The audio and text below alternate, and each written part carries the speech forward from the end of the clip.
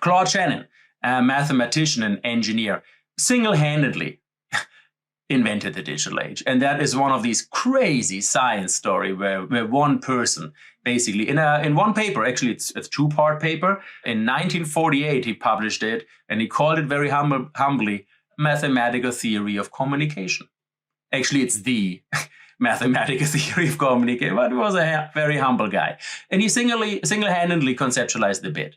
And with the bit, basically conceptualized the unit of information, and with that, all other information converged on that. There's a very interesting book that if you're interested in this really amazing science and crazy science story around Claude Shannon, I invite you to check it out from Clique, The Information, a History, a Theory, a Flood. Very nicely written, and it's extremely interesting to understand how the digital age came about so recently. Not very many decades ago. Now, the bit is so convincing, so useful as a unit of information that all previous information communication technology converged on it. We call it the digital convergence on the bit. So communication, for example, starting with smoke signals. I mean, when was that? And a newspaper, the telegraph, of course, any kind of telephony, radio, television broadcasting was a lot of one-way communication,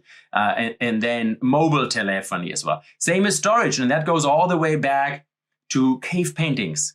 I mean, that was the first information storages that we had, technological information storages, and that goes to the origin of humanity. Printing press, of course, really changed the course of history, talking about social construction of reality, and then all the different tapes that we had. And computation too, the abacus. I mean, that's more than 5,000 years old, that computer, basically. And then all kind of different calculating devices that we have used also converged on the bit. So computation, communication, storage. So communication is the transmission of data, of information through space.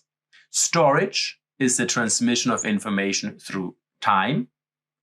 And since Einstein, we actually know space and time are, pretty, some physicists just interchange them.